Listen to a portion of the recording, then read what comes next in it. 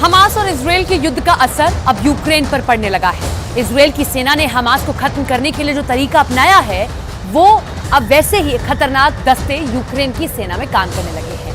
इस रणनीति ने पहले ही वार में पुतिन को बहुत बड़ा झटका दे दिया है।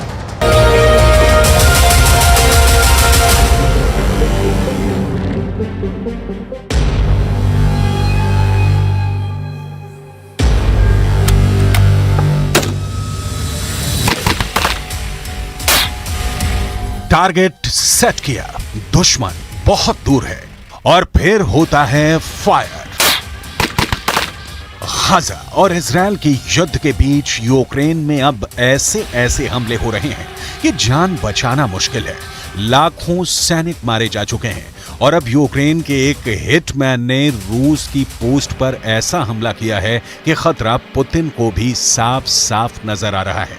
यूक्रेन का दावा है कि उसके एक स्नाइपर यानी लंबी दूरी से टारगेट करने वाले शूटर ने करीब 4 किलोमीटर दूर से रूस के एक सैनिक को मार डाला।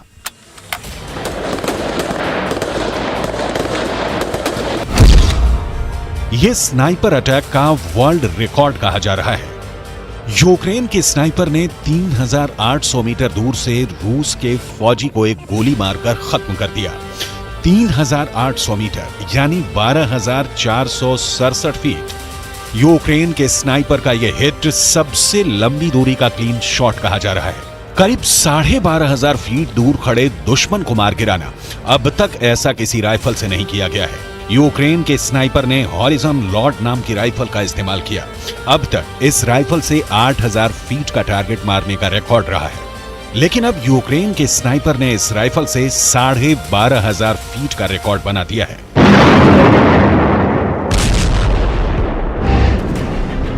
रूस और यूक्रेन के युद्ध में इस वक्त कई ऐसे मोर्चे हैं जहां का फैसला स्नाइपर का युद्ध कर रहा है। इस सैनिक का नाम क्या है ये नहीं बताया गया, पहचान गुप्त रखी गई। रूस की फौज के बीच में अब स्नाइपर को घोस्ट ऑफ यूक्रेन कहा जा रहा है। इस स्नाइपर ने कैसे मौत के घाट उतारने वाला वर्ल्ड रिकॉर्ड बनाया, इस पर अमेरिका से लेकर इजरायल और ईरान से लेकर ब्रिटेन और कनाडा तक सबकी नजर है। यूक्रेन के इस स्नाइपर ने 12,467 फीट की दूरी पर टारगेट को खत्म किया है। इससे पहले यह रिकॉर्ड कनाडा के स्नाइपर के पास था, जिसने 2017 में इराक में 11,319 फीट पर टारगेट को हिट किया था। 2022 में यूक्रेन के ही एक और स्नाइपर ने 8,819 फीट पर एक टारगेट को खत्म कर दिया था। इससे पहले यह रिकॉर्ड अफगानिस्तान में ब्रिटेन के स्नाइपर ने बनाया था। उस स्नाइपर ने 8,120 फीट पर तालिबान के एक आतंकी को मार गिराया था। 2002 में सबसे पहले अफगानिस्तान में ही कनाडा के स्नाइपर ने 7,972 फीट की दूरी पर तालिबान पर अटैक करके बड़ा नाम किया था। लेकिन अब यह रिकॉर्ड यूक्रेन के सैनिक के पास है और उसकी तारीफ यूक्रेन के राष्ट्रपति वोलोदिमीर ज़ेलेंस्की तक कर रहे हैं, क्योंकि रूस पर ऐसे हमले से यूक्रेन की सेना का जोश हाई करना है और ज़ेलेंस्की को ऐसे मौके कम ही मिलते हैं। Росія вже втрачає під Авдіївкою і солдатів, і техніку швидше та масштабніше, ніж, зокрема, під Бахмутом. Витримувати цей їхній натиск надзвичайно складно. І кожен наш воїн, який тримає позиції, кожен наш воїн, який виконує бойові завдання, саме там заслуговує на надзвичайну нашу вдячність. जब स्नाइपर फायर आता है यानी स्नाइपर गोली चलती है तो वो गोली कहां से आएगी, गोली किससे टारगेट करेगी, इसके बारे में स्नाइपर के अलावा कोई नहीं जानता। एक स्नाइपर अक्सर 2 सैनिकों की टीम में काम करता है, एक टारगेट को तलाश करके उसे ट्रैक करता है। हालांकि स्नाइपर अकेले भी ऑपरेट करते हैं। ये स्नाइपर 3 और तरह की राइफल इस्तेमाल कर रहा है। एक है अमेरिका की बनी बैरट M107 जो 4 किलोमीटर की रेंज तक हिट कर सकती है, जबकि दूसरी राइफल है यूक्रेन की ही बनी UAR-10। इसकी रेंज 1.5 किलोमीटर तक है। तीसरी राइफल है स्नाइपेक्स एलिगेटर, इसकी रेंज है 2 किलोमीटर।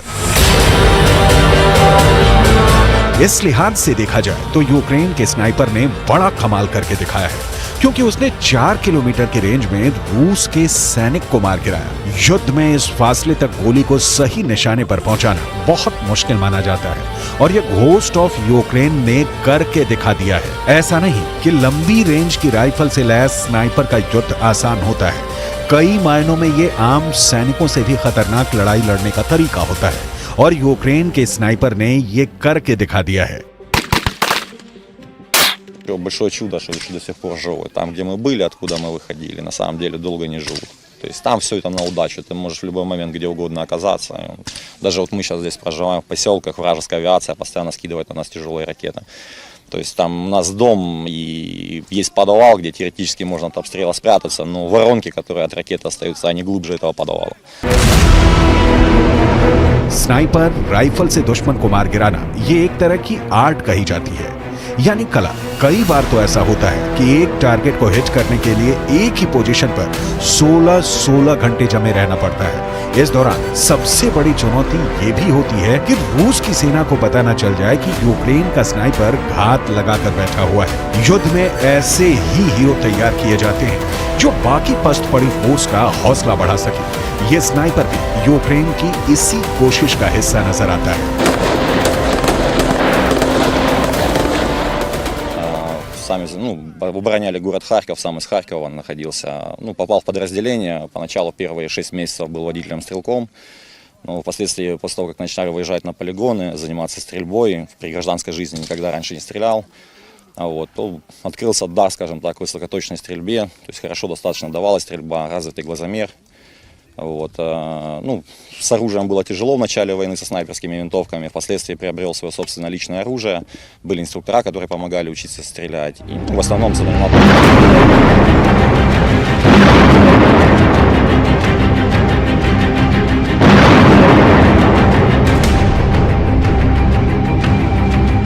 यूक्रेन का इस युद्ध में एक बड़ा मकसद रहा है कि कैसे स्नाइपर अटैक के जरिए रूस के बड़े बड़े कमांडरों को खत्म किया जाए। ऐसा यूक्रेन की सेना ने करके भी दिखाया है, क्योंकि रूस के कई जनरल स्नाइपर अटैक में ही खत्म किए गए हैं और इसकी वजह से पुतिन को भी बहुत शर्मिंदगी उठानी पड़ी है। जमीन पर यूक्रेन की सेना बहुत ही छुपे हुए हमले कर रही है। इसकी बहुत बड़ी मिसाल बखमूत का एक स्नाइपर बन चुका है। यूक्रेन के स्नाइपर का खौफ बहुत ज्यादा है। रूस की आर्मी बखमूत में उन बचे खुचे इलाकों में जाने से डर रही है जहां ये स्नाइपर एक्टिव है। ये छुप कर हमला करता है, गिली सूट पहनकर हमला करता है। गिली सूट यानी ऐसा सूट जो आसपास के माहौल में स्नाइपर को छुपाने में मदद करे। यूक्रेन का ये स्नाइपर 113 रशियन सैनिकों की जान ले चुका है। 113 बहुत बड़ा आंकड़ा है। समझिए, रूस की सेना की एक पूरी कंपनी इस अकेले स्नाइपर ने खत्म कर दी है। А вообще на самом деле может занять от месяца и до 3. Если ускоренные курсы и в интенсивном режиме, это месяц. И это мы научим марксмена. Чтобы обучить снайпера, уйдет 2-3 месяца.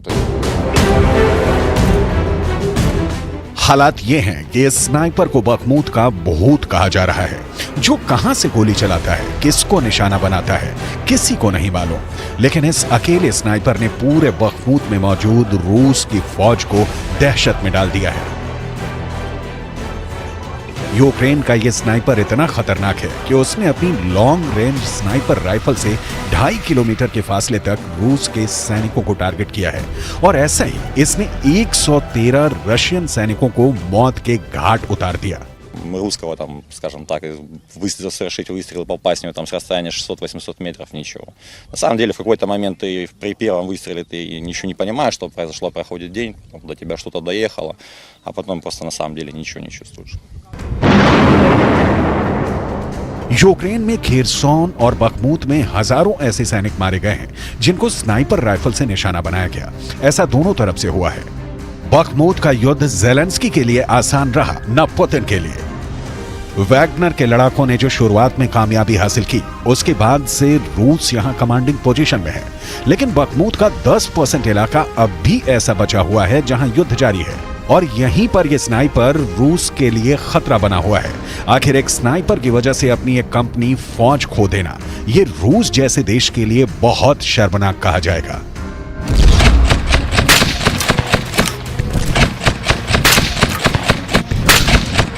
यूक्रेन की फौज की जिस यूनिट में ये स्नाइपर है, उसका दावा है कि पिछले 9 महीने के युद्ध के दौरान उसने और उसकी यूनिट ने मिलकर रूस के 558 सैनिकों को मार डाला है। 558 सैनिक, यानी करीब 1 बटालियन को सिर्फ इसी स्नाइपर और उसकी टीम ने मौत के घाट उतार दिया है।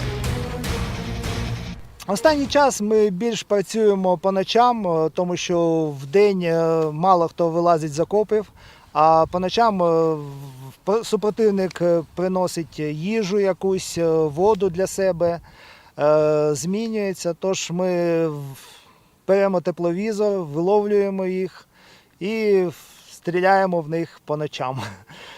Так, дистанції зазвичай великі, але ми справляємось. Це більше кілометра зазвичай. Кілометр 200, кілометр, мабуть, до 1,5 кілометрів.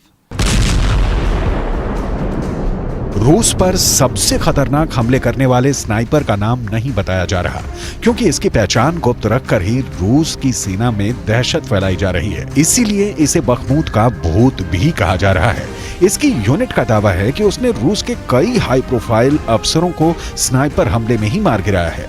जब भी कोई कर्नल या उससे ऊपर जनरल रैंक तक का अफसर इलाके में होता है, तो ये स्नाइपर टीम एक्टिव हो जाती है और उसके करीब पहुंचकर उसे मारने की पूरी कोशिश की जाती है। फिलहाल यूक्रेन और रूस का युद्ध ऐसे दौर में एंटर कर चुका है जहां कुछ मोर्चों पर फैसला 100 या 200 मीटर पर आमने सामने खड़ी फौज कर रही है। सब जानते हैं जीतेगा वही जो जिंदा रहेगा, और जिंदा रहने के लिए दुश्मन को खत्म करना ही होगा। इसके सिवा उनके पास कोई और रास्ता नहीं, क्योंकि ये युद्ध खत्म होता हुआ नजर नहीं आ रहा है।